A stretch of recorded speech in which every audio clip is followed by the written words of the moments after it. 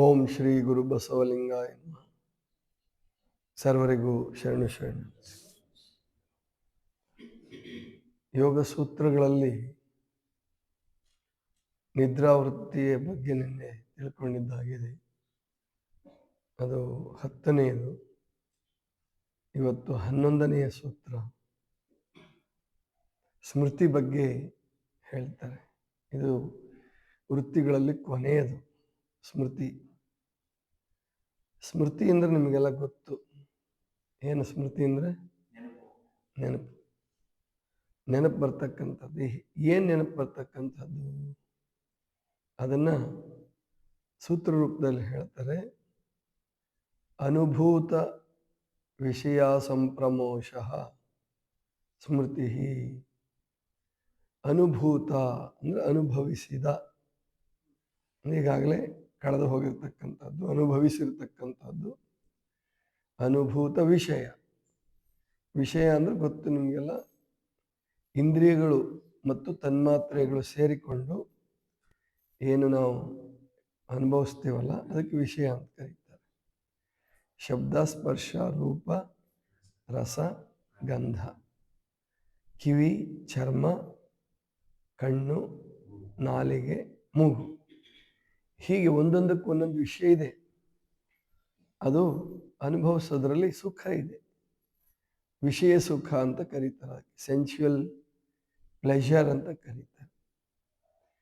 ಇದು ವೈಶಿಷ್ಟ್ಯ ಏನಪ್ಪ ಅಂತಂದರೆ, ಇದು ಪಕ್ಕಾ ವೃತ್ತಿ. ಇದು ವೃತ್ತಿಗಳಿಗೆಲ್ಲ ಅತ್ಯಂತ ಬಲಶಾಲಿಯಾದ ವೃತ್ತಿ. ಪ್ರಮಾಣ ವೃತ್ತಿಗೆ ಅನ್ವಯ ಆಗುತ್ತೆ. ಇದು ಪ್ರಮಾಣ ವೃತ್ತಿನೇ. ಈ ವಿಷಯಗಳ ವೃತ್ತಿ ಏನಿದೆ ಅದು ಪ್ರಮಾಣ ವೃತ್ತಿ. ವಿಷಯ ಜ್ಞಾನ, ಪ್ರಪಂಚ ಜ್ಞಾನ ಮಾಡ್ಕೊಳ್ಳೋದಕ್ಕೆ ಮತ್ತು ಈ ದೇಹ ಬೆಳೆಯೋದಕ್ಕೆ ಬೇಕಾದಂತಹ ವೃತ್ತಿ ಇದು. ಆದರೆ ಸ್ಮೃತಿ ವೃತ್ತಿನಲ್ಲಿ ಏನಾಗುತ್ತೆ ಇದು ಅಂದರೆ, ನೆನಪಾಗ್ತಾ ಇರುತ್ತೆ. ನೆನಪಾಗುತ್ತೆ. ಉದಾಹರಣೆಗೆ, ನೀವು ಮಾವಿನ ಹಣ್ಣು, ತುಂಬ ರುಚಿಯಾದ ಮಾವಿನ ಹಣ್ಣು ತಿಂದ್ರಿ ಅಥವಾ ತುಂಬ ಹುಳಿಯಾದ ಮಾವಿನ ಹಣ್ಣು ತಿಂದ್ರಿ. ಮುಂದಿನ ವರ್ಷ ಮಾವಿನ ಹಣ್ಣು ತಿನ್ನುವಾಗ ಹೋದ ವರ್ಷ ಇಂಥ ಮಾವಿನ ಹಣ್ಣು ತಿಂದಿದ್ದೆ, ಇದು ಹೀಗಿತ್ತು ಅಂತ ನೆನಪು ಮಾಡ್ಕೊಂತೀರ, ಹೌದಲ್ಲ? ಹೇಳ್ತಿರ್ತೀರ. ಯಾರಾದರೂ ನಿಮಗೆ ಏನಾದರೂ ಅಂದಿದ್ದು, ಆಡಿದ್ದು, ಆಡ್ಕೊಂಡಿದ್ದು ಎಲ್ಲವೂ ನೆನಪಿರುತ್ತೆ. ಮತ್ತೆ ಮತ್ತೆ ಅದರ ಸಂದರ್ಭ ಬಂದ ಕೂಡಲೇ ದುತ್ತಂತ ಎದ್ಬಿಡುತ್ತೆ. ಅದರಲ್ಲೂ ವಿಶೇಷವಾಗಿ ಒಳ್ಳೆ ಸ್ಮೃತಿಗಳು ನೆನಪಿರೋದು ಭಾಳ ಕಷ್ಟ, ಹೌದಲ್ವಾ? ಒಳ್ಳೆಯದು, ಈಗೇನೋ ಒಂದು ವಚನ ಕಂಠಪಾಠ ಮಾಡಿರ್ತೀರ, ಒಂದು ಒಳ್ಳೆ ಶ್ಲೋಕ ಕೇಳಿರ್ತೀರ, ಆಮೇಲೆ ಜಪ ಮಾಡ್ತಾ ಇರ್ತೀರ. ಕಷ್ಟ ಕಾಲದಲ್ಲಿ ಅಥವಾ ಕೆಟ್ಟ ಸಂದರ್ಭದಲ್ಲಿ ಸಿಟ್ಟು ಬಂದಾಗ ಅದು ನೆನಪಾಗೋದಿಲ್ಲ. ಅದರ ಬದಲಾಗಿ ನಮಗೆ ಬೇಡವಾದದ್ದು, ಕೆಡುಕಿನದು, ಬೈಗುಳಗಳು, ಯಾರಾದರೂ ಏನಾದರೂ ನಮಗೆ ಬಹಳ ಉಪಕಾರ ಮಾಡಿದ್ದುಕ್ಕಿಂತ ಬಹಳ ಬೈದಿದ್ದು ಅಥವಾ ಅಪಮಾನ ಮಾಡಿದ್ದು, ತಿರಸ್ಕಾರ ಮಾಡಿದ್ದು, ಇದು ನೆನಪಾಗುತ್ತೆ. ಇದು ವೈಶಿಷ್ಟ್ಯ, ಇದು ವೃತ್ತಿಯ ವಿಶೇಷತೆ, ಹೌದಾ ಇಲ್ವ? ಎಷ್ಟೋ ಸಾರಿ ಒಳ್ಳೆ ಮಾತಾಡಿರ್ತಾರೆ ತಾಯಿ ತಂದೆಗಳು, ನಮ್ಗೆ ಎಷ್ಟು ಪ್ರೀತಿಯಿಂದ ಕಂಡಿರ್ತಾರೆ, ಅದು ನೆನಪಿರಲ್ಲ ನಮಗೆ. ಅವ್ರು ಯಾವ ಸಂದರ್ಭದಲ್ಲಿ ಬೈದಿರ್ತಾರಲ್ಲ, ನಾವು ತಪ್ಪು ಮಾಡಿದಾಗ ಹೊಡೆದಿರ್ತಾರಲ್ಲ, ಆ ಬೈದಿದ್ದು ಹೊಡೆದಿದ್ದು ಮರ್ತೇ ಹೋಗಲ್ಲ. ಯಾವಾಗ ನಾವು ಬೇರೆಯವ್ರಿಗೆ ಯಾರು ತಾಯಿ ತಂದೆಗಳು, ತಂದೆ ಮಗುಗೆ ಹೊಡೆಯುವಾಗ ನಮಗೂ ನೆನಪಾಗ್ತದದು. ಇದೇ ಈ ಸ್ಮೃತಿ ವೃತ್ತಿ. ಭಾರತ ದೇಶದಲ್ಲಿ ಸ್ಮೃತಿಗಳ ಬಗ್ಗೆ ಒಂದು ಕೆಲಸ ಆಯಿತು. ಏನು ಅಂತಂದರೆ, ಹಿಂದೆ ಲಿಪಿಯು ಇಲ್ಲದಾಗ, ಇದನ್ನು ನೀವು ಗಮನಿಸಬೇಕು, ಲಿಪಿ ಹುಟ್ಟಿರಲಿಲ್ಲ, ಭಾಷೆ ಹುಟ್ಟಿತ್ತು, ಆದರೆ ಲಿಪಿ ಹುಟ್ಟಿರಲಿಲ್ಲ. ಇದು ವೈಶಿಷ್ಟ್ಯ. ಆಗಿನ ಕಾಲದಲ್ಲೇ ವೇದಗಳು, ಸ್ಮೃತಿಗಳು, ವೇದ, ಉಪನಿಷತ್ತು ವೇದದ ಒಂದು ಅಂಗ ಅಂತಲೇ ಕರಿಬೋದು. ವೇದದ ಅಂತ್ಯಭಾಗ, ಆಗಮಗಳು, ಇವೆಲ್ಲ ನೆನಪಿಟ್ಕೊಂಡು ಹೇಳಿದ್ದು ಸ್ಮೃತಿ. ಅಂದರೆ ಆಗಿನ ಕಾಲದಲ್ಲಿ ಶಿಕ್ಷಣ ಅಂದರೆ ಇದೇನೆ, ಕಲಿಸ್ತಿದ್ರು, ಅದನ್ನು ನೆನಪಿಟ್ಕೊಳ್ಳೋದು ಕಲಿಸ್ತಿದ್ರು. ಅದಕ್ಕೆ ಕಾವ್ಯಾತ್ಮಕವಾಗಿ ಹೇಳೋದು ಬಹಳ ಶ್ರೇಷ್ಠವಾಗಿತ್ತು. ಯಾಕಂದರೆ ಪ್ರಾಸಬದ್ಧವಾಗಿ ಛಂದೋಬದ್ಧವಾಗಿ ಹೇಳಿದಾಗ ಅದು ನೆನ್ಪಿಟ್ಕೊಳ್ಳೋದಕ್ಕೆ ಮತ್ತು ಹಾಡೋದಕ್ಕೆ ಸುಲಭ ಆಗ್ತಾ ಇತ್ತು. ರಾಮಾಯಣವನ್ನು ಹಾಡಿ ತೋರಿಸ್ತಿದ್ರು ಮಕ್ಕಳು. ಲವಕುಶರು ವಾಲ್ಮೀಕಿ ಬರೆದಂಥ ರಾಮಾಯಣವನ್ನು ತಂದೆಗೆ, ಅಂದರೆ ರಾಮನಿಗೆ, ತಂದೆ ಅಂತ ಗೊತ್ತಿಲ್ಲ, ಅವನು ನಮ್ಮ ತಂದೆ ಅಂತ ಗೊತ್ತಿಲ್ಲ ಅವನಿಗೆ, ಸಣ್ಣ ಹುಡುಗರು ಹೋಗಿ ಆ ರಾಮಾಯಣವನ್ನು ಹಾಡು ತೋರಿಸಿದ್ರು ಅಂತ ಬರ್ತದೆ, ಕಥೆಯಲ್ಲೇ ಬರ್ತದೆ. ಅಂದರೆ ಅಷ್ಟರ ಮಟ್ಟಿಗೆ ನೆನ್ಪಿಟ್ಕೊಳ್ತಕ್ಕಂಥದ್ದು ಇತ್ತು. ಒಂದು ವೇಳೆ ಈ ಸ್ಮೃತಿ ವೃತ್ತಿಯನ್ನು ನಾವು ಬಳಸ್ಕೊಳ್ಳದೆ ಹೋದ್ರೆ, ಒಳ್ಳೇದಕ್ಕೆ ಬಳಸ್ಕೊಳ್ಳದೆ ಹೋದ್ರೆ, ಇದು ಸಮಸ್ಯೆ ಆಗೋದೇನಪ್ಪ ಅಂದರೆ, ಎಲ್ಲರಿಗೂ ಸ್ಮೃತಿ ವೃತ್ತಿ ಇರ್ತದೆ. ದಡ್ಡನಿಗೂ ಕೂಡ ಸ್ಮೃತಿ ವೃತ್ತಿ ಇರುತ್ತೆ, ಮಹಾನ್ ಪಂಡಿತನಿಗೂ ಸ್ಮೃತಿ ವೃತ್ತಿ ಇರ್ತದೆ. ಆ ಸ್ಮೃತಿ ವೃತ್ತಿಯನ್ನು ನಾವು ಸರಿಯಾಗಿ ಬಳಸ್ಕೊಳ್ಳದೆ ಹೋದ್ರೆ, ಯಾವುದೇ ವೃತ್ತಿಗಳಾದರೂ ಅಷ್ಟೇ, ಎಲ್ಲವೂ ಅಷ್ಟೇ, ನಿದ್ದೆ ಮಾಡಬೇಕು, ಸ್ಮೃತಿ ಅದು, ವೃತ್ತಿ ಅದು. ನೀವು ರಾತ್ರಿ ಸರಿ ನಿದ್ದೆ ಮಾಡಲಿಲ್ವಾ, ಬೆಳಗ್ಗೆ ನಿದ್ದೆ ಬರ್ತದೆ, ಮಧ್ಯಾಹ್ನ ನಿದ್ದೆ ಬರ್ತದೆ. ಯಾವಾಗ ನೀವು ಶಾಲೆಯಲ್ಲಿ ಕೂತಿರ್ತೀರೋ ಅಥವಾ ಆಫೀಸಲ್ಲಿ ಕೂತಿರ್ತೀರೋ ಅವಾಗ ನಿದ್ದೆ ಬರ್ತದೆ. ಅದಕ್ಕೆ ವೃತ್ತಿಗಳನ್ನು ಸರಿಯಾಗಿ ಬಳಸೋದು ಅಕ್ಲಿಷ್ಟ, ಅಂದರೆ ಅನುಕೂಲಕರ. ತಪ್ಪಾಗಿ ಬಳಸೋದು ಕ್ಲಿಷ್ಟ, ಅನಾನುಕೂಲಕರ. ಸರಿಯಾಗಿ ಬಳಸಿದ ವೃತ್ತಿ ನಮ್ಮನ್ನು ಉನ್ನತಿಯ ಕಡೆ ಕರ್ಕೊಂಡು ಹೋದರೆ, ಸರಿಯಾಗಿ ಬಳಸಲಾರದ ವೃತ್ತಿ, ಅದು ವೃತ್ತಿ ಅಂತೂ ಎದ್ದೊಳದೆ ಅದು ಅವನತಿಯ ಕಡೆ ತಗೊಂಡೋಗುತ್ತೆ. ನೀವು ಒಳ್ಳೊಳ್ಳೆದನ್ನ ನೆನಪಿಟ್ಕೊಳ್ಳಿಲ್ಲ, ಯಾಕೆ ವಚನ ಕಂಠಪಾಠ ಮಾಡಲಿಲ್ಲ, ಅಥವಾ ಏನೋ ಓದೋದು ನೀವು ರೂಢಿ ಮಾಡಲಿಲ್ಲ, ಆವಾಗ ಜಗಳಗಳು, ಬೈಗುಳಗಳು, ಆಮೇಲೆ ಹೊಡೆದಾಟಗಳು, ಬಡದಾಟಗಳು, ಇವೆಲ್ಲ ಹಾಗೆ ಆಗ್ತದೆ.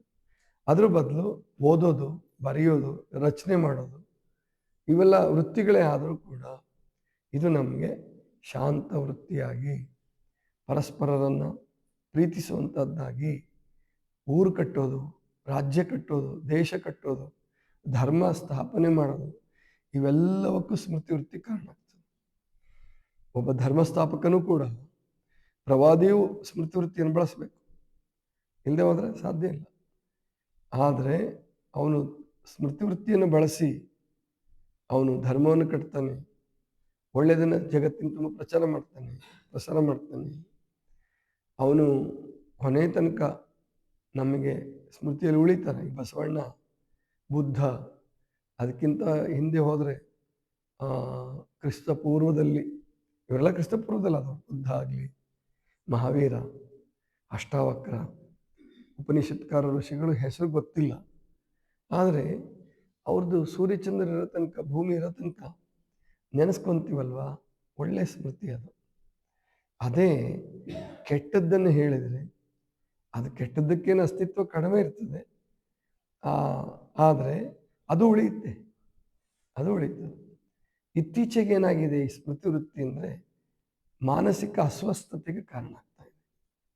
ಯಾಕೆ ಮಾನಸಿಕ ಅಸ್ವಸ್ಥತೆಗೆ ಕಾರಣ ಆಗುತ್ತೆ ಅಂದರೆ, ಈಗ ಮನುಷ್ಯನಿಗೆ ಬದುಕಬೇಕು ಅಂದರೆ ಸ್ಮೃತಿ ವೃತ್ತಿಯನ್ನು ಬಳಸಿ ಹೇಳಬೇಕು ಅಂತಿಲ್ಲ. ಬಹಳ ಜನ ಯುವಕರ ಸಮಸ್ಯೆ ಇದಾಗಿರೋದು. ತಾಯಿ ತಂದೆಗಳು ಅವ್ರಿಗೆಲ್ಲ ಸೌಲಭ್ಯಗಳು ಕೊಡ್ತಾರೆ, ಕೊನೆ ಪಕ್ಷ ಮಿನಿಮಮ್ ಕೊಟ್ಟೇ ಬಿಡ್ತಾರೆ. ಅವನಿಗೇನು ಬದುಕೋದಕ್ಕೆ ಏನು ಬೇಕು, ಊಟಕ್ಕೆ ಏನು ಬೇಕು, ಮನೆ, ಊಟ, ಮದುವೆ, ಇಂಥದ್ದಕ್ಕೆಲ್ಲ ವ್ಯವಸ್ಥೆ ಮಾಡಿಬಿಡ್ತಾರೆ. ಅಲ್ಲಿ ಅವನು ಶ್ರಮ ಪಡಬೇಕಾದ್ದಿಲ್ಲ. ಬೇರ್ ನೆಸೆಸಿಟೀಸ್ ಆಫ್ ಲೈಫ್, ಜೀವನದ ಮೂಲಭೂತ ಅವಶ್ಯಕತೆಗಳಿಗೆ ಅವನು ಏನು ಕಷ್ಟಪಡಬೇಕು ಅಂತಿಲ್ಲ. ನೋಡಿ, ಬರೆದಿಟ್ಕೊಳ್ಳಿ ನೀವು, ಜಗತ್ತಿನಲ್ಲಿ ನೀವು ಈ ಮೂಲಭೂತ ಅವಶ್ಯಕತೆಗಳು ಏನಿದಾವಲ್ಲ, ಅನ್ನ, ಅರಿವೆ, ಆಶ್ರಯ, ಔಷಧಿ ಮತ್ತು ಅರಿವು, ಈ ಮೂಲಭೂತ ಅವಶ್ಯಕತೆಗಳನ್ನು ಎಷ್ಟು ಕಷ್ಟಪಟ್ಟು ಈಡೇರಿಸ್ಕೊಳ್ತೀರೋ, ಕಷ್ಟಪಡ್ಬೇಕು, ಮಿನಿಮಮ್ ಕಷ್ಟ ಇರಬೇಕು, ಕೊನೆ ಪಕ್ಷ ಮಿನಿಮಮ್ ಆದರೂ ಇರಬೇಕು. ಅಷ್ಟಿದ್ರೆ ನಿಮ್ಮ ಜೀವನ ಸುಖಕರವಾಗಿರುತ್ತೆ.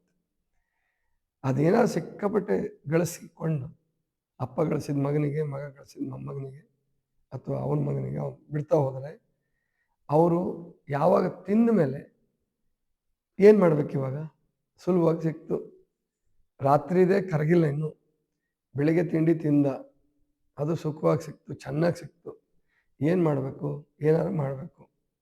ಒಳ್ಳೇದನ್ನು ಮಾಡೋಕ್ಕಂತೂ ಮನಸ್ಸಾಗಲ್ಲ, ಯಾಕೆಂದರೆ ಮನಸ್ಸು ಸ್ವಾಭಾವಿಕವಾಗಿ ಕೆಟ್ಟದ್ರ ಕಡೆಗೆ ಹರಿಯುತ್ತೆ. ಅದಕ್ಕೆ ಇವತ್ತು ಡ್ರಗ್ಸ್ ಪೆಡ್ಲರ್ಗಳು, ಡ್ರಗ್ಸ್ ಅಡಿಕ್ಷನ್ನು ಸಿನಿಮಾ ಆ್ಯಕ್ಟ್ರ್ಗಳಲ್ಲಿ, ಸಿನಿಮಾ ಆ್ಯಕ್ಟರ್ಸಲ್ಲಿ ಮತ್ತು ದೊಡ್ಡ ದೊಡ್ಡ ಶ್ರೀಮಂತರ ಮಕ್ಕಳಲ್ಲಿ, ರಾಜಕಾರಣಿಗಳ ಮಕ್ಕಳಲ್ಲಿ ಸ್ಮಗ್ಲಿಂಗು, ಮತ್ತು ಡ್ರಗ್ಸ್ ಅಡಿಕ್ಷನ್ನು, ಮಾದಕ ಚಟಗಳು, ಮಾದಕ ವಸ್ತುಗಳ ಸೇವನೆ ಮತ್ತು ಕಳ್ಳತನಗಳು, ಚಿನ್ನ ಇರ್ಬೋದು, ಬೇರೆದಿರ್ಬೋದು, ಕಳ್ಳತನಗಳೆಲ್ಲ ಯಾಕೆ ಅದರಲ್ಲಿ ತೊಡಗೋರು ಬಡವರಲ್ಲ, ಹೊಟ್ಟೆಗಿಲ್ದಿದ್ದವರಲ್ಲ. ಹೊಟ್ಟೆಗಿಲ್ದಿದ್ದವ್ರಿಗೆ ಅಷ್ಟು ದೊಡ್ಡದು ಮಾಡೋಕ್ಕಾಗೋದೇ ಇಲ್ಲ. ಅವರು ಹೊಟ್ಟೆ ತುಂಬಿ ಅಜೀರ್ಣ ಆಗಿರ್ತಕ್ಕಂಥ.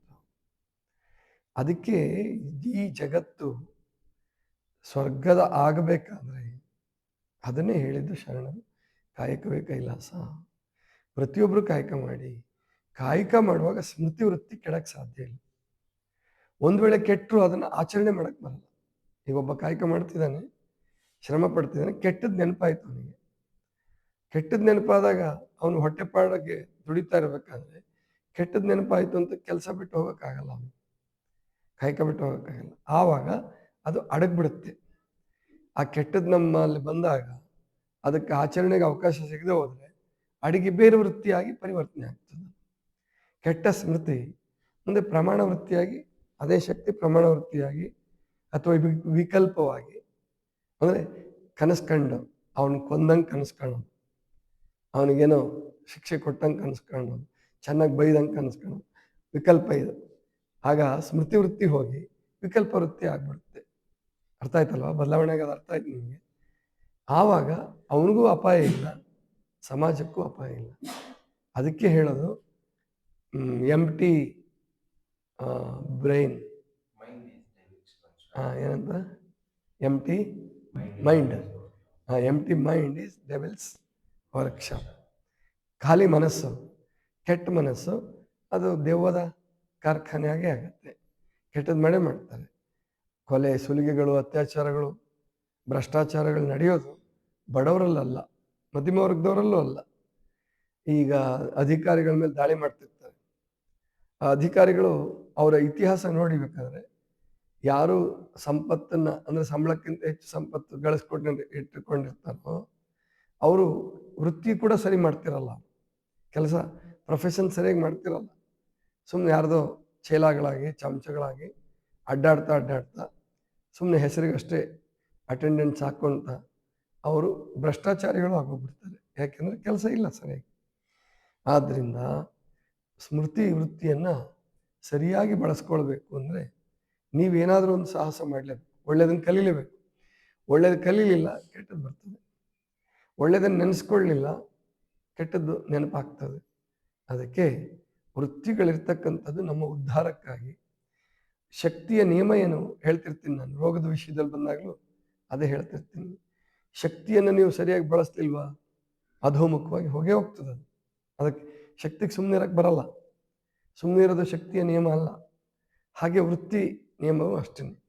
ನೀವು ಒಳ್ಳೆಯದನ್ನು ನೆನಪು ಮಾಡ್ಕೊಳ್ಳಿಲ್ವಾ, ಒಳ್ಳೆಯದಕ್ಕೆ ಧನ್ಯವಾದ ಹೇಳಲಿಲ್ವಾ, ಕೆಟ್ಟ ಬೈಗುಳುಗಳು ಬಂದೇ ಬರ್ತದೆ. ಯಾವುದಾದ್ರೂ ಒಂದು ಬೇಕು. ಆದ್ದರಿಂದ ಒಳ್ಳೆಯದನ್ನೇ ಮಾಡಿಬಿಡೋಣ. ನಾವು ಮಾಡಲೇಬೇಕಾಗಿದೆ ಅಂದಾಗ ಒಳ್ಳೆಯದನ್ನು ಮಾಡಿದ್ರೆ ಕೆಟ್ಟದ್ದು ಬರಲಿ. ಕೆಟ್ಟದ್ದು ಎನ್ನ ಚಿತ್ತವು ಹತ್ತಿ ಹಣ್ಣು ನೋಡಯ್ಯ ಅಂತಾರೆ ಬಸವಣ್ಣವರು. ಎನ್ನ ಚಿತ್ತವು ಹತ್ತಿ ಹಣ್ಣು ನೋಡಯ್ಯ. ಆದರೆ ಅವ್ರ ಚಿತ್ತ ಹತ್ತಿ ಹಣ್ಣು ಆಗಿರಲಿಲ್ಲ. ನಮಗೆ ನಮ್ಮ ಚಿತ್ತದ ದರ್ಶನ ಮಾಡಿದಾಗ ನಿಮ್ಮಲ್ಲಿ ಬೇಕಾದಷ್ಟು ಕೆಟ್ಟದ್ದು ಕಾಣಿಸ್ಬೋದು. ಒಬ್ಬ ಮಹಾನ್ ಸಭ್ಯಸ್ಥ ವ್ಯಕ್ತಿ, ಅವನಿಗೆ ಒಳಗಡೆ ಯಾರನ್ನೋ ಚುಚ್ಚಿ ಕೊಂದಾಕ್ಬಿಡೋಣ ಅಂತ ಬರ್ಬೋದು ವೃತ್ತಿ. ಅದು ಈ ಜನ್ಮದ್ದಿರ್ಬೋದು, ಹಿಂದಿನ ಜನ್ಮ ಸ್ಮೃತಿಗಳು ಕೂಡ ಬರ್ಬೋದು. ದ್ವೇಷಕ್ಕೆ, ರಾಗಕ್ಕೆ ಕಾರಣ ಹಿಂದಿನ ಜನ್ಮದ ವೃತ್ತಿಗಳು, ಆ ನೆನಪುಗಳು ಕಾರಣ ಇರ್ಬೋದು. ನಮಗೆ ಹಿಂದಿನ ಜನ್ಮದನ್ನು ಗೊತ್ತಿಲ್ಲ. ಯಾಕೋ ಅವನು ಕಂಡು ಕೂಡಲೇ ನನಗೆ ಆಗ್ತಾ ಇಲ್ಲ, ಹೊಡೆದಾಕ್ಬಿಡ್ಬೇಕು ಅವನ್ನ. ಅದು ಈಗಿಂದಲ್ಲ. ಅದನ್ನು ಆಚರಿಸಕ್ಕೆ ಹೋಗ್ಬಾರ್ದು, ಅದನ್ನ ಆಚರಣೆ ಮಾಡೋಕ್ಕೆ ಹೋಗ್ಬಾರ್ದು. ಒಂದು ಹೇಳ್ತಾರೆ ಅವರು, ಏನು ಓಶೋ ಅವರು ಒಂದು ಘಟನೆ ಹೇಳ್ತಾರೆ. ಒಬ್ಬ ಫಾರಿನ್ ಯುವಕ, ಅವನಿಗೇನು ಅಂದರೆ ತಂದೆನ ಕೊಂದು ಹಾಕ್ಬಿಡ್ಬೇಕು ಅನ್ನಿಸ್ತಾ ಇದೆ. ತಂದೆ ಒಳ್ಳೆಯವನೇ, ತಂದೆ ಇವನಿಗೇನು ಕೆಟ್ಟದ್ದು ಮಾಡಿಲ್ಲ. ಅವ್ರ ಅಮ್ಮ ಇರಲಿಲ್ಲ, ಅವರಮ್ಮ ಬಿಟ್ಟು ಹೋಗಿದ್ರು, ಅಥವಾ ಅಲ್ಲಿ ಅಮ್ಮ ಬಿಟ್ಟು ಬೇರೆ ಬೇರೆ ಮದುವೆಗಳೆಲ್ಲ ಆಗ್ತಿರ್ತಾರಲ್ಲ, ಹಾಗೆ ಇವ್ರ ಅಮ್ಮ ಇರಲಿಲ್ಲ. ಅದಕ್ಕೆ ಅಪ್ಪನ ನೋಡಿದಾಗೆಲ್ಲ ಹೊಡೆದಾಕ್ಬಿಡ್ಬೇಕು, ಕೊಂದು ಹಾಕ್ಬಿಡ್ಬೇಕು. ಆದರೆ ಅಪ್ಪನ ಬಗ್ಗೆ ಇವನಿಗೇನು ಪ್ರೀತಿ ಇಲ್ಲ ಅಂತಲ್ಲ, ಇದೆ. ಆದರೆ ಯಾಕೋ ಗೊತ್ತಿಲ್ಲ ಕೊಲ್ಲಬೇಕು ಅವನನ್ನು. ಅಪ್ಪನ ಕೊಂದುಬಿಡ್ಬೇಕು, ಇವತ್ತಲ್ಲ ಇವತ್ತೇ ಮುಗಿಸ್ಬಿಡೋಣ. ತುಂಬ ಹಿಂಸೆ ಆಗ್ಬಿಡುತ್ತೆ. ಬರ್ತಾನೆ, ಭಾರತಕ್ಕೆ ಬರ್ತಾನೆ, ಓಶೋರ ಹೆಸರು ಕೇಳಿರ್ತಾನೆ. ಆಮೇಲೆ ಓಶೋರ ಹತ್ರ ಹೋಗ್ತಾನೆ. ಹಿಂಗೆ ಸಮಸ್ಯೆ ಆಗ್ತಾ ಇದೆ ನನಗೆ, ನಮ್ಮ ಅಪ್ಪನ ಕೊಲ್ಲಬೇಕು ಅನ್ನಿಸ್ತಾ ಇದೆ. ಇದು ಕೂಡ ಒಂದು ಸ್ಮೃತಿ ವೃತ್ತಿ. ಹಿಂದಿನ ಜನ್ಮದ ದ್ವೇಷ, ಹಿಂದಿನ ಜನ್ಮದ ಹೊಡೆದಾಟ ಆಗಿರ್ಬೋದು, ಅವರು ವೈರಿಗಳಾಗಿರ್ಬೋದು, ಈಗ ಅಪ್ಪ ಮಗ ಆಗಿರ್ಬೋದು, ಒಟ್ಟು ಹೊಡೆದಾಕ್ಬೇಕು ಅಂತ ಆಗ್ತಾ ಇದೆ, ಕೊಲ್ಲಬೇಕು ಅಂತ ಅನ್ನಿಸ್ತಾ ಇದೆ. ಅವಾಗ ಓಶೋ ಹೇಳ್ತಾನೆ, ಆಯ್ತಪ್ಪ, ನಿಮ್ಮ ಅಪ್ಪನ ಕೊಲ್ಲಬೇಕು ಅನ್ನಿಸ್ತಿದೆಯಲ್ಲ, ಅದು ನೀನು ಈಡೇರಿಸ್ಲಾರ್ದೆ ಹೋದರೆ ನಿನ್ನ ವೃತ್ತಿ ಹೋಗಲ್ಲ. ಅಂದರೆ ಏನು ಹೇಳ್ತಾ ಇದ್ದೀರಾ? ಹೌದು, ನಿಮ್ಮ ಅಪ್ಪನ ನೀನು ಕೊಲ್ಲಬೇಕು. ಗುರುಗಳೇ, ನಾನು ವಿದೇಶದಿಂದ ನಿಮ್ಮನ್ನು ನೋಡೋಕೆ ಬಂದೆ, ನೀವು ಅದನ್ನೇ ಹೇಳ್ತಾ ಇದ್ದೀರಲ್ಲ, ಇದೇನು ದೊಡ್ಡದು ಅಂತಾನೆ. ಹಾಂ, ನಿಮ್ಮ ಅಪ್ಪನ ಕೊಲ್ಲಬೇಕು, ಆದರೆ ನಾನು ಹೇಳೋ ರೀತಿನಲ್ಲಿ ಕೊಲ್ಲಬೇಕು, ನೀನು ಹೇಳೋ ರೀತಿನಲ್ಲಿ, ನಿನಗೆ ಅನಿಸೋ ರೀತಿನಲ್ಲಿ ಅಲ್ಲ. ಹೇಗೆ ಹೇಳಿ? ಏನಿಲ್ಲ, ಒಂದು ದೊಡ್ಡ ತಲ್ದಿಂಬು ತೊಗೊಂಡು ಬಾ ಅಂತಾನೆ. ತಲ್ದಿಂಬು, ಈ ತೆಕ್ಕೆಗಳು ಅಂತ ಇರ್ತಾವಲ್ಲ, ಹೊರಕೊಳ್ತಿರಲ್ಲ, ಆ ಥರದ್ದು ಒಂದು ದೊಡ್ಡದು ತೊಗೊಂಡು ಬಾ ತರಿಸ್ತಾನೆ. ಇದಕ್ಕೆ ನಿಮ್ಮ ಅಪ್ಪನ ಫೋಟೋ ತಂದಿದೀಯಾ? ಹಾಗಂತ ಫೋಟೋ ಇವಾಗ ಅಲ್ವಾ ಇಟ್ಕೊಳ್ತಾ ಇದ್ರು ಜೇಬಲ್ಲಿ. ಸರಿ, ತಂದಿದ್ದೀನಿ, ಹಾಂ ತಗೊಂಬ, ಇದಕ್ಕೆ ಅಂಟಿಸು. ಸರಿ, ಗಮ್ ತಗೊಂಡ, ಅಂಟಿಸ್ದ. ಆಯಿತು, ಒಂದು ಚಾಕು ತಗೊಂಡು, ಹಾಂ ಚಾಕು ತಗೊಂಡ, ಹೊಡಿ ಇದಕ್ಕೆ, ಈ ಟೆಕ್ಕೆಗೆ ಚೆನ್ನಾಗಿ ಹೊಡಿ. ಇದೇನು ಹುಚ್ಚತಾನ ಹೇಳ್ತಾ ಇದ್ದೀರ್ರಿ ಅಂತ. ಮತ್ತು ಅವ್ರು ಹಂಗೆ ಫಾರಿನರ್ಸ್ ನೇರವಾಗಿ ನೋಡಯ್ಯ, ಒಂದು ಹುಚ್ಚತನ ಹೋಗ್ಬೇಕಾದ್ರೆ ಇನ್ನೊಂದು ಹುಚ್ಚತನ ಮಾಡಲೇಬೇಕು, ಗೊತ್ತಾಯ್ತಲ್ಲ? ಹೊಡಿ ಈಗ ಅದಕ್ಕೆ. ದಿವಸ ನೀನು ಬೆಳಗ್ಗೆ 6 ಗಂಟೆಯಿಂದ 6:30ವರೆಗೂ ನಿಮ್ಮ ಅಪ್ಪನ ಕೊಲ್ಲೋ ಕೆಲಸ ಮಾಡಬೇಕು, ಅರ್ಥ ಆಯ್ತಲ್ವ? 1 ವಾರ ಈ ಕೆಲಸ ಮಾಡು, ನಾನು ಹೇಳ್ದಷ್ಟು ಮಾಡಪ್ಪ ಅಂತ. ನಾವು ಅಷ್ಟು ಮಾಡು ಸುಮ್ಮನೆ. ನೀನು 6 ಗಂಟೆಯಿಂದ 6:30 ಗಂಟೆವರೆಗೂ ನಿಮ್ಮ ಅಪ್ಪನ ಕೊಲ್ಲೋ ಕೆಲಸ. ಸ್ವಲ್ಪನಾರು ಕೊಲ್ಲು, ಬಹಳ ಒಮ್ಮೆಗೆ ಹೊಡೆದಾಡ್ಬಿಡು, ಒಟ್ಟು ಕೊಲ್ಲಬೇಕು. ಈ ಫೋಟೋ ಅಂಟಿಸಿರು, ಈ ಟೆಕ್ಕೆಗೆ ಚೆನ್ನಾಗಿ ಹೊಡಿ, ಆ ಫೋಟೋಕ್ಕೂ ಹೊಡಿ, ಚೂರು ಚೂರು ಮಾಡು. ಒಂದು 3 ದಿವಸ 4 ದಿವಸ ಮಾಡೋ ಹೊತ್ತಿಗೆ ಅವನ ಕಣ್ಣಲ್ಲಿ ಧಾರಾಕಾರವಾಗಿ ನೀರು ಬಂದ್ಬಿಡುತ್ತೆ. ಸಖತ್ತಾಗಿ ನೀರು ಬಂದು ಹತ್ತು ಸಮಾಧಾನ ಆಗುತ್ತೆ. ಆವತ್ತು ಮರುದಿವಸದಿಂದ ಅವನಿಗೆ ಅಪ್ಪನ ಕೊಲ್ಲಬೇಕು ನಮ್ಮ ಮನೋಭಾವನೆ ಹೊರಟೋಗ್ಬಿಡುತ್ತೆ, ಆವೃತ್ತಿ ಹೊರಟೋಯ್ತು. ಇದು ಅಂದರೆ ಎಲ್ಲರೂ ಇದೇ ಕೆಲಸ ಮಾಡಬೇಕು ಅಂತಲ್ಲ. ಇನ್ನೊಬ್ಬರೊಂದು ಮಾತು ಹೇಳಿದರು, ಭಾಳ ಚೆನ್ನಾಗಿದೆ. ಮೈಸೂರಲ್ಲಿ ಒಬ್ಬರು ಇದ್ದಾರೆ, ನನಗೆ ಪರಿಚಯಸ್ಥರು, ಬ್ಯಾಂಕಲ್ಲಿ ಕೆಲಸ ಮಾಡ್ತಿದ್ರು. ಅವ್ರ ಮಗ ಒಂದು 3 ವರ್ಷದ ಹುಡುಗ ಅಷ್ಟೇ, 3 ವರ್ಷದ ಹುಡುಗ. ಅವನಿಗೆ ಬಹಿರಂಗದ ಪ್ರಜ್ಞೆ, ನೆನಪು ಅದೆಲ್ಲ ಇತ್ತೋ ಇಲ್ಲವೋ ಗೊತ್ತಿಲ್ಲ. ಅವನು ಸಿಕ್ಕ ಬೀಡಿ ತುಂಡೆಲ್ಲ ತಗೊಳ್ಳೋದು, ಬೀಡಿ ತುಂಡು ತಗೊಳ್ಳೋದು, ಸಿಗರೇಟ್ ತುಂಡು ತಗೊಳ್ಳೋದು, ಬಾಯಲ್ಲಿ ಇಟ್ಕೊಳ್ಳೋದು. ಸೇದ್ ಬಿಸಾಕಿರ್ತಾರಲ್ಲ, ಅವಾಗೆಲ್ಲ ಹಂಗೆ ಬಿಸಾಕ್ತಾ ಇದ್ರು, ಭಾಳ ಸೇದ್ತಿದ್ರು. ತಗೊಳ್ಳೋದು, ಬಾಯಿಗೆ ಇಟ್ಕೊಳ್ಳೋದು, ತಗೊಳ್ಳೋದು, ಬಾಯಿಗೆ ಇಟ್ಕೊಳ್ಳೋದು. ಇವರು ಒಂದು ದಿವಸ ಅವ್ರು ನೋಡಿದ್ರು, ನೋಡ್ತಾ ಇದ್ರು, ಸುಮ್ಮನಿದ್ರು. ಅದೇನು ಹಚ್ಕೊತಿರ್ಲಿಲ್ಲ ಅವನು, ಹಚ್ಕೊಂಡು ಸೇದಬೇಕು ಅಂತ ಒಟ್ಟು ಇಟ್ಕೊಂಡು ಎಳೆಯೋದು. ಒಂದು ದಿವಸ ಕರೆದ್ರು, ಬಾ ಮಗನೇ, ಏನು ನಿನಗೆ ಬೀಡಿ ಸಿಗರೇಟ್ ಸೇದಂಗೆ ಆಗ್ತಿದೆಯಾ? ಹೌದಪ್ಪ, ಬಾಯಲ್ಲಿ ನಾನು ಸೇದಿಸ್ತೀನಿ, ಗೊತ್ತಾಯ್ತಲ್ಲ? ಒಂದು ಬೀಡಿ ಹಚ್ಕೊಟ್ರು, ಸೇದಿದ್ದಾನೆ, ಹಿಂಗೆ ಹೇಳಿ ಅಂತ. ಎಳೆದ ಕೂಡಲೇ ಎದಕ್ಕೆ ಗೊತ್ತಲ್ಲ, ಕಣ್ಣಲ್ಲಿ ನೀರು ಬಂತು, ಕೆಂಪು ಬಂತು, ಎಲ್ಲ ಆಯಿತು. ಅವತ್ತಿನಿಂದ ಇವತ್ತಿನವರೆಗೂ ನಾನು ಆ ಹುಡುಗನ್ನ 30 ವರ್ಷದ ಯುವಕ ಆದಾಗ ನೋಡಿದ್ದೆ. ಅವ್ನು ಮದುವೆ ಆಗೋದು ಅದು ನೋಡಿದೆ ನಾನು. ಅವನು ಒಂದು ದಿವಸನೂ ಬೀಡಿ ಸೇದಿಲ್ಲ ಅವತ್ತಿಂದ ಇವತ್ತು. ಯಾಕೆ? ಸಣ್ಣ ಹುಡುಗ ಅದರ ಅಪಾಯ ಗೊತ್ತಾಗ್ಬಿಡ್ತು. ಹೀಗೆ ಉಪಾಯದಿಂದ ಇಂಥ ಕೆಟ್ಟ ವೃತ್ತಿಗಳನ್ನು, ಸ್ಮೃತಿ ವೃತ್ತಿಯನ್ನು ಒಳ್ಳೆಯ ವೃತ್ತಿಯನ್ನಾಗಿ ಪರಿವರ್ತಿಸಬೇಕು. ಕೆಲವನ್ನ ಹಿಂಗೆ ನಾಟಕೀಯವಾಗಿ ಹುಚ್ಚುತನದಿಂದ ಬೇರೆ ಮಾಡಬೇಕು. ಸಣ್ಣ ಮಕ್ಕಳನ್ನು ತಿದ್ದುವುದೊಂದು, ಅವನು ಬದಲಾಯಿಸೋದು ಒಂದು ದೊಡ್ಡ ಕಲೆ. ಅದಕ್ಕೆ ಹೀಗೆ ತಾಯಿ ತಂದೆಗಳು, ಶಿಕ್ಷಕರು ಮಕ್ಕಳನ್ನು ಪ್ರೀತಿಯಿಂದ, ಆದರೆ ಶಿಕ್ಷೆ ಪೂರ್ವಕವಾಗಿ ಅವ್ರನ್ನ ಬದಲಾಯಿಸಬೇಕು. ಇಲ್ಲದೇ ಇದ್ದರೆ ಆ ಚಟ ಹಾಗೆ ಉಳಿದ್ಬಿಡುತ್ತೆ, ಇಲ್ಲ ಅಂದರೆ ಕೊಲೆಗಳು ಆಗೋಗ್ಬಿಡುತ್ತೆ. ಹಾಗೆ ಆಗಲಾರ್ದಂಗೆ ಇದ್ದರೆ ಈ ಸ್ಮೃತಿ ವೃತ್ತಿಯನ್ನು ಅರ್ಥ ಮಾಡಿಕೊಂಡು ಬದಲಾಯಿಸುವ ಪ್ರಯತ್ನವನ್ನು ಮಾಡಬೇಕು. ಇದಿಷ್ಟು ಇವತ್ತಿನ ಚಿಂತನ. ಸರ್ವರಿಗೂ ಶರಣು ಶರಣ.